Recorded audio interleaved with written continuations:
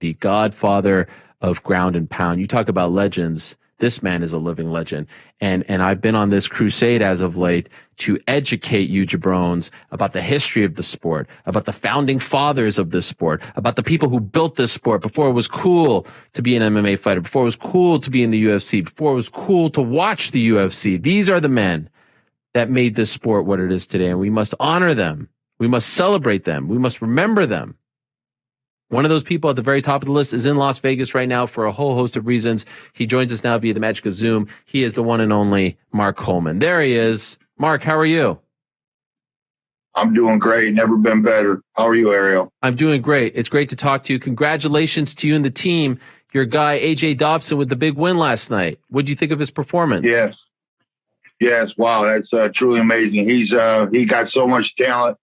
I'm out here for Kevin Randleman's Hall of Fame. He reminds me so much of Kevin as far as his athletic ability, working on his mind, strengthening his mind. But hey, there's nothing nowhere he can't go. This guy really, really has the potential to be a champion.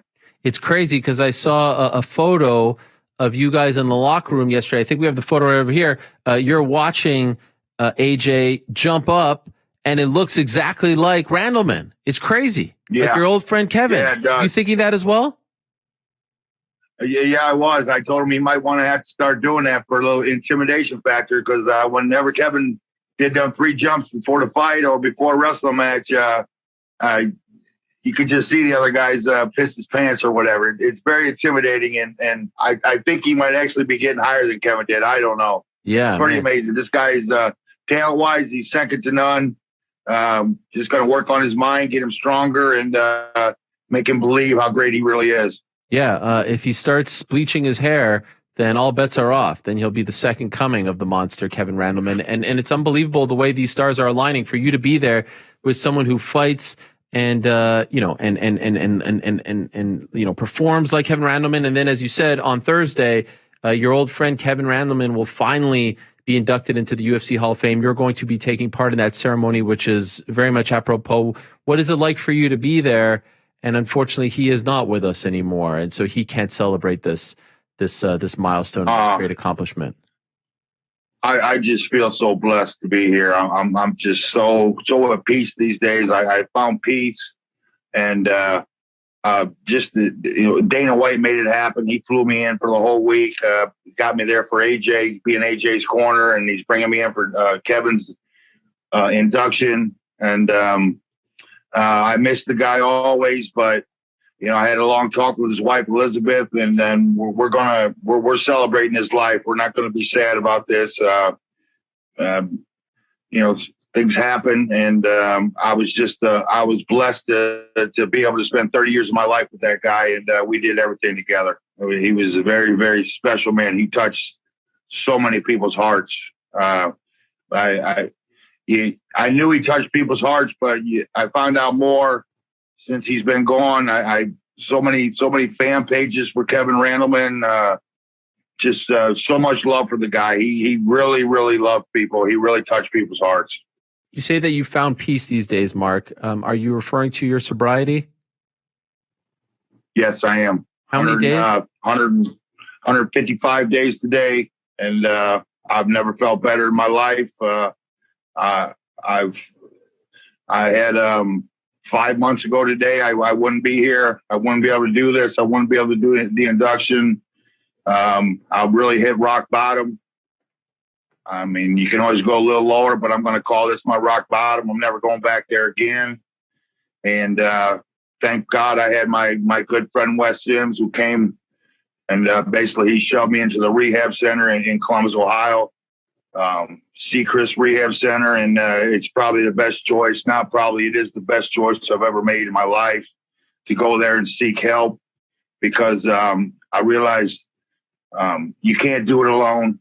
I needed help, and all of us need help. We're all in this together, and there's a lot of us out there, and my door's open for anybody that wants help, because I see what it did for me. It's changed my life for the better.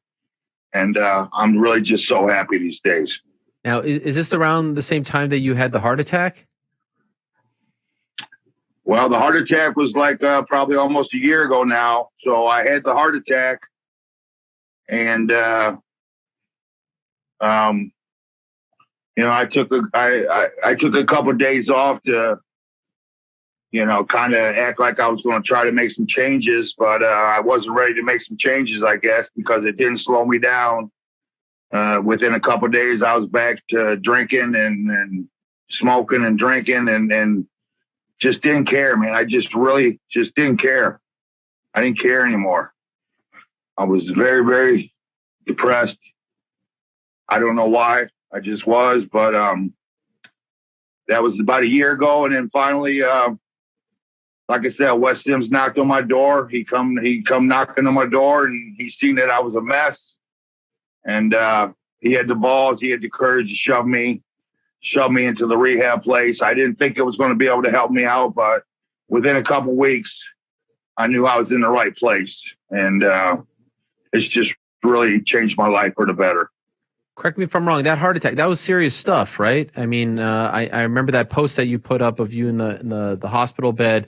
I think you had a blocked artery, right? And they were saying that it was pretty serious, correct? Yeah, it was real serious. It was 100% clogged. Very close to. They finally was able to punch a little hole through it to get it flowing again, but they was very close to quit giving up on punching it through, and would have had to have open heart surgery. But thank God they punched through it, and just thank God I cleaned my life up now. So because I definitely want to be around. I definitely want to live. If you don't mind me asking, Mark, you said that you were feeling very down. Why were you feeling so down? A combination of things, man. The COVID virus didn't help matters. It kind of gave me I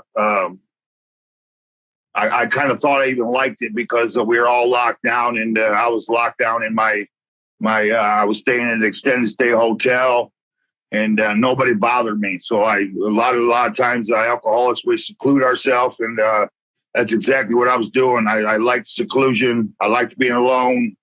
As long as my fridge was full, I was fine. And that's all I really cared about is getting my next drink. There was some other things that were weighing on me heavily, but I'm right in the middle of a sexual harassment lawsuit right now, which has been really weighing on me heavily. Split up with the ex-wife, which was a very toxic relationship. But I got through it, man. I survived, and I'm here today. I'm better than ever right now. I'm very glad to hear that. Yes, last year, the great writer John Wertheim of Sports Illustrated wrote just an absolutely eye-opening piece, a very revealing piece about this Oklahoma State sex scandal. Ohio State, brother. Oh, gosh. Ohio State. I'm thinking of Daniel Cormier. Don't get those mixed up. Yes, of course. Ohio State. My apologies. My sincerest apologies. It's all right. We were just talking about D.C. With action, so I was thinking of OSU. Ohio State. And I have to be honest with you, Mark, I didn't know any of this. And I even feel till this day, correct me if you feel otherwise, I feel like this doesn't get the same kind of attention as other. I'm not trying to diminish any other scandal or any other case, but I was one stat that it's about a doctor named Dr. Richard Strauss, who was a very prominent figure at the school for many years, I believe like 3 decades. One stat that jumped out at me from the piece, I'm taking this from the piece, according to a report commissioned by Ohio State, before he was done, Richard Strauss committed at least 1,429 instances of fondling and 47 instances of rape. I mean, that is just astounding. And my understanding is that you were victimized by him as well, correct? Yeah, yes, I was. At first, me and Mike Sabato, we were the ones that came out and blew the whistle on the whole thing because I had been watching the Larry Nassar gymnastics sexual harassment lawsuit, and I just kind of started thinking about what happened to us, 20 years earlier, and we joked about it mainly. We joked about it because we just didn't think it was possible for a man-on-male athlete situation. We just didn't think that was possible, but then realized now we realize it is possible, and it did happen. And we took a lot of abuse, man. We took a lot of heat. I took a lot of heat for coming out and saying this. Everybody thought for sure we was just trying for a damn money grab. How could this happen to a, big ass Mark Coleman? How can this happen? Well, it did, and I wanted to be a national champion. That's all I knew. And I didn't even know how to stir shit up. And we're dealing with Ohio State University. We're talking about the biggest business, one of the biggest businesses in America. And they're doing a hell of a job of just covering it up. But it's getting some attention. We need more attention to it. Right now, we just found out that the judge presiding over this, hell, who knows? His wife works for Ohio State, and he didn't disclose none of this. So right now, it's in the judge's hands. He may have to step down, and we have to start over all again. I just really want it to be over with. But I'm glad I found peace because it's been a long time. Why do you feel like this isn't being talked about as much? Well, it's man on man. It's not a man on a woman. So man on man, people don't think it can happen. Look at Michigan State. Look at Penn State. They're in the middle of big lawsuits. This happens all over the place. People just don't realize it. And now it's finally coming to a head, coming to attention. And then again, we're dealing with Ohio State University, the Ohio State University, a very big university, and they want this thing just to be ending and cover up, but they're not doing. They've admitted that they were wrong. Ohio State has admitted that they were wrong, but they're really not stepping up to the plate and taking care of it. Have they tried to end this? Have they tried to reach out to you and just sweep this under the rug? Yeah, I think they've tried to end it by sweeping it under the rug, and where I have the right to want compensated for this. It's not no damn money grab. I have a right to be compensated for what happened to me and what happened to all my friends. I've had a lot of guys that I was coaching back in the day, really, really good wrestlers, really good athletes. And next thing you know, they just they quit the team. They quit the team and well, basically we called them a bunch of cowards, quitters, this and that. But we had no idea why. It turns out now, 20 years later, these guys quit because they didn't want to have to go in and see this freaking doctor. And it's just been a mess. Been a mess. And Ohio State, they need to be accountable for what they did. And they're not really stepping up to the plate. They want to wash it under the rug as best they can. I can't imagine what you and your friends and your teammates went throughout your life afterwards, after leaving OSU and having a great fighting career and everything. How much of a burden has this been? Has this horrible experience been on your shoulders? Were you successful in trying to suppress it as you were climbing the ranks in the UFC and in your fighting career as well? Or do you feel like it was always something eating you up inside that at some point you felt like you had to tell the world about this? Yeah, I thought I suppressed it. I thought I suppressed it pretty good, but I look back at the things I did over the last 20 years, and they weren't all good. I'm not proud of some of the things I did. I was angry. I was mean. I was feisty. And I would have to guess that it had something to do with it. And then some guys didn't suppress it. We're finding out how bad it really was on some guys. And I just blocked it away. Maybe, who knows, maybe there's no excuse for me drinking, but maybe that is why I drank, to block it all out and everything. But now at the same time, it's a second wave of trauma now, because 20 years later, we're going through this. It's been 3 years. We're trying to get some kind of clarification on what's going to happen with this. And it's just been, it's resurfaced all the pain, again. And it's just really, I just really want it to be over. But it looks like it's going to be drug out even longer now with this judge situation. Right. And just the last thing on this, if the judge has to be removed, like how far into the case were you guys, and how much time does that now add into this process if you have to start over? We were 3 years into it. We thought we were pretty much done, waiting for they offered a settlement, and then they basically said take it or leave it. And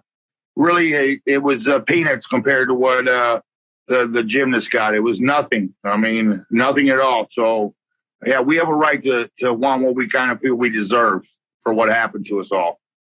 Mark, on this show over the last few weeks, I've been talking about the legends of the sport, guys like you, guys like Rampage Jackson, who was on my sport recently, a fighter who just retired, Carlos Condit. And I have to say, and I'm not trying to be dramatic about this, Mark, but I feel like MMA, more so than any other sport, does a really bad job of honoring its legends. You know, you watch the World Series and all the greats come out before game one. You watch the NBA finals and there's Bill Russell and stuff. And I feel like we don't do this enough in MMA. And I'm not, you know, I know you and Dana have a great relationship and this, but in general, I feel like you guys give us such great entertainment. You put your bodies on the line, your minds on the line, you sacrifice so much, and then your career's over and you're just kind of forgotten about. And that bothers me. I know that your friend Kevin Randleman is going into the UFC Hall of Fame, but there should be an independent MMA Hall of Fame where all of you guys are celebrated, not just for your UFC accomplishments, but for everything that you guys did from beginning to end with artifacts where you could take your children, where you could be celebrated like the boxers and the baseball players. Do you share my sentiment, Mark, or do you feel like you guys are being taken care of? How do you feel? Should I shut up? Should I stop talking about this? How do you feel? No, I mean, you're fine. And I appreciate people like you, but me personally, you know, just coming from that wrestling background where, you know, we did everything, you know, for a fake gold medal. You know, we call it a yellow medal. We did it all for our own self-satisfaction, and we didn't get nothing. We jammed 4 or 5 people into every hotel room. Even if we got to fly, we drove all kinds of miles. We didn't get much. So I came from that. And now, you know, just, you know, Kevin always told me we're flying over to Japan, Pride, first class. And Kevin would look at me and he'd say, he would smile like he always smiles. He'd say, "Hey, Coleman, we're going to be millionaires," you know, and we were just so happy and we just felt so good. And I don't know what we deserve. I just know I've been given a lot personally. And I'm just so happy right now that, because Kevin didn't really care too much about awards, man. A couple of times he'd move from his apartment. A couple of friends would go back to his apartment and we'd check and see what he left behind. And there were times where he left his national championship trophy laying there. He just didn't care. But this Hall of Fame, this is something that Kevin really, really wanted. This really meant a lot to him. And for him to get this, I'm just happy that they put me in the Hall of Fame. Now they put Kevin in the Hall of Fame. So I really can't complain too much, but I understand other people complaining and wanting more. But I'm just grateful. I mean, I really am just a grateful person. This might sound like a silly question from someone like myself, but could I ask for a newer fan, because there are a lot these days, you know, the ESPN era has brought a lot of new fans, and that's great for the sport. Who was Kevin Randleman? Can you tell them? And I know it's impossible to answer that question in a minute or two, but to you, who was Kevin Randleman? Kevin Randleman was, he was the most charismatic, energetic, outgoing, kind, generous, giving person, loyal. He was so loyal to me. He was so loyal to so many people. He would help anybody out, no matter how busy he was. There's stories about him saving a few guys from wanting to commit suicide. The guy just he was so great, but he stayed humble. Kevin always stayed humble. He was greatness, but he was able to stay humble. And he just always boosted my confidence. When we were together, when me and Kevin were together hanging out, we didn't think anybody could beat us in anything. When we just, he made me feel great, and hopefully I made him feel great. We were a great team, and just nobody like him. As far as athletics go, I mean, he could do anything. He couldn't beat me in tennis, though, I'll tell you that. But he could do anything in athletics. And we competed in everything we did. But I certainly didn't ask him for a 100-yard sprint race. Right, you know, right. I didn't want to go there. I picked and choose what we did when we competed. But he lifted people up. And I don't judge somebody. I don't judge somebody how a wealth of a man by how much money he has in the bank. I judge him by how he affected other people. And I honestly don't know anybody. I don't know any man or any person in the world that has affected other people in a positive way than Kevin the Monster Randleman. Wow. I just love the guy. We were brothers. We were definitely brothers. Tag team partners as well in Japan, which is a pretty awesome part of your history. Favorite Kevin Randleman fight? Pardon me? Favorite Kevin Randleman fight? Is there one that comes to mind? Oh, well, definitely Crow Cop. How can you top that? I mean, a lot of people don't know that the Hammer House guys, they think we were just barbaric, crazy fighters. But we both, me and Kevin both had tons and tons of strategy when we were out there. And, Kevin had planned on using that left hook before the fight. That was his go-to. That's how he planned on winning that fight. And you can't forget that. You can't forget everybody remembers that. Everybody remembers him damn near killing Fedor, maybe a quarter inch off. Yeah. Who else suplexes a guy like that? Kevin the Monster Randleman.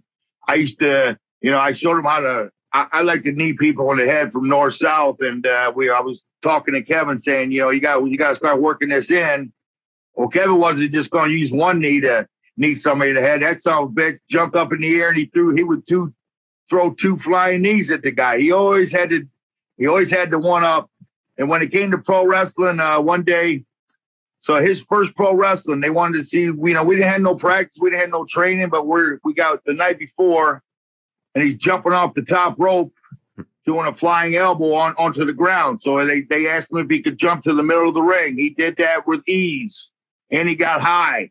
Then they scooted back. They kept scooting back. Next thing you know, he was jumping from one corner pretty much all the way to the other corner. He probably did it about 20 times. I was just scratching my head because it couldn't be too comfortable, couldn't be too comfortable landing on your damn hip like that. But, he just loved to show off, man. He wanted to be every pro wrestler combined. He wanted to take a little bit from Ric Flair, Hogan, Stone Cold. He wanted a little bit of everybody. He could do a little bit of everything. Rick Steiner, he could do the Frankensteiner, which was beautiful. And but we get back to the hotel room, and he's looking at me. He's laying down. He's like, I don't feel good, Coleman. I don't feel too good. What's wrong? He's like, my leg's killing me, man. I don't know why, man. I don't know why. I'm like, well, Kevin, maybe you landed on your leg like 20 fucking times from a mile away. I just couldn't believe it. He didn't know why his leg was hurting. And we was warned by the other wrestlers. They're like, don't show them everything you can do because they'll make you do it. Mm-hmm. But Kevin was going to show everybody everything. And I stayed on the ground. I was more of the safe one. He was the high flyer. What a legend. I'll never forget Mauro Ranallo's call of that amazing moment with Mirko Cro Cop just screaming at the top of his lungs, one of the greatest moments in the history of Pride. Can I ask you before I let you go, Mark, if there's any fighter in his prime right now who's feeling like he's on top of the world, who's making some good money, if there's anything that you could say to that person, because as you know, the money doesn't last forever, right? The spotlight doesn't last forever. You guys were sitting in first class talking about, you're going to be millionaires. What would you say to that person? What kind of advice would you give to the fighter in his prime about what is to come after fighting? Well, just remember where you came from. I mean, it's really easy to get so high, get too high, get overconfident, and get unhumble. You got to stay humble, and you got to save. It's hard to save. It's easy to spend. You got to save. You got to be smart with your money, but just treat people with respect. Be kind. I think the old school fighters, most of us old school fighters, were very super kind, super nice to everybody, and I think that's the way you got to be. Stay humble, save your money, and don't think you're better than anybody because we're all the same here. I feel strongly about this. There is no UFC, there's no MMA without people like you, without people like Kevin Randleman.